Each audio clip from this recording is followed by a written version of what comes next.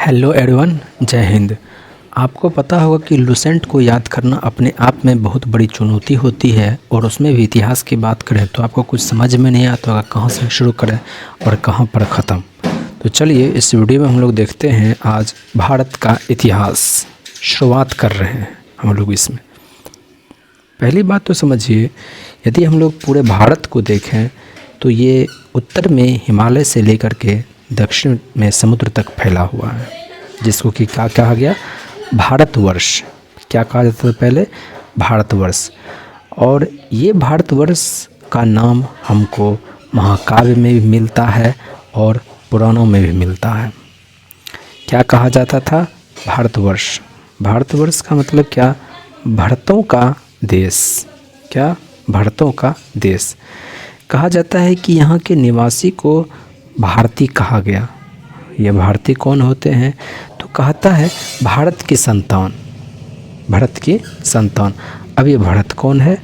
तो भरत जो है वो प्राचीन कबीले का नाम था। फिर से कि महाकाव्य हो, पुराण हो, इसमें क्या कहा गया? भारतवर्ष कहा गया।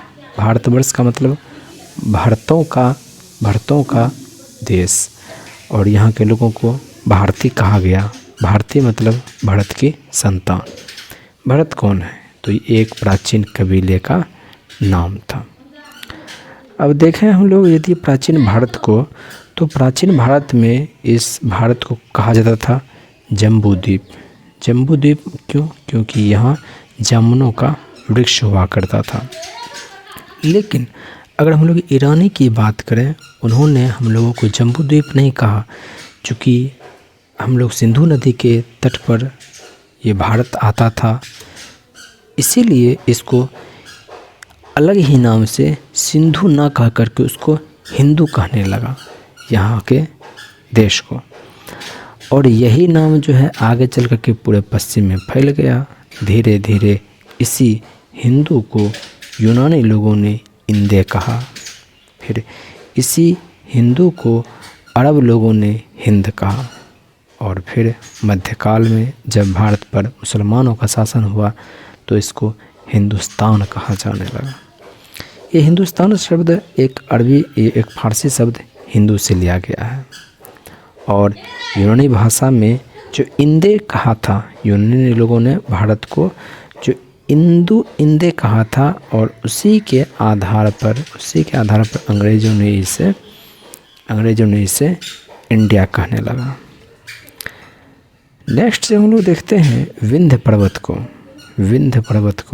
तो आपको पता होगा विंध्य पर्वत जो है भारत को उत्तर और दक्षिण दो बराबर भागों में बांट देता है। बीच में विंध्य पर्वत है, ये आपका है उत्तर और ये है आपका दक्षिण। ठीक है।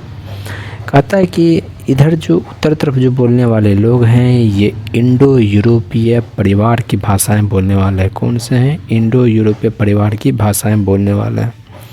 और वहीं पर दक्षिण की बात करें तो कहता है कि दक्षिण में द्रविड़ बोलने वाले भाषाओं की संख्या ज़्यादा है। अब देखिए इतिहास को, यहाँ की जो जनसंख्याएं जो हैं उसको निर्माण किसने किया है? ऐसे तो कहा जाता है भारत में जो है सबसे पहले भूमध्य सागर में के आसपास मनुष्य की उत्पत्ति हुई, वहाँ से आए यहाँ पर। फिर कहा कि बीच में मध्य एशिया की तरफ से आए भारत में। लेकिन भारत में आए तो यहाँ एक नस्ल के लोग नहीं रहे, जैसे टाइगर और लायन को मिला करके लाइगर बनाया जा रहा है। उसी तरह से यहाँ की जो जनसंख्या है वो एक के से नहीं हुई। यहाँ पर भी कई सारे जैसे संकर नस्ल कहते हैं वो चीज़ तैयार हुआ। जैसे पहला क्या है? प्रोटो ऑस्ट्रेलायड। क्या? प्रोटो ऑस्ट्रेलायड। दूसरा है पैलियो मेडिटेरेनियन। क्या है? Palaeo Mediterranean. फिर है काकेसायड। क्या नाम है? काकेसायड। फिर है निग्रोयड। क्या नाम है? निग्रोयड। और फिर नाम है मंगोलायड। क्या नाम है? मंगोलायड।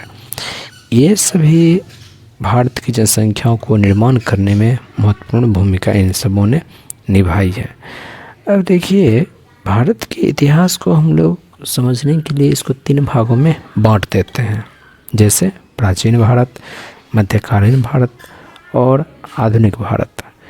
लेकिन इसको बांटने का श्रेय किसे जाता है, तो ध्यान में रखेंगे, एक जर्मन इतिहासकार था, नाम था क्रिस्टोफ सेलियरस।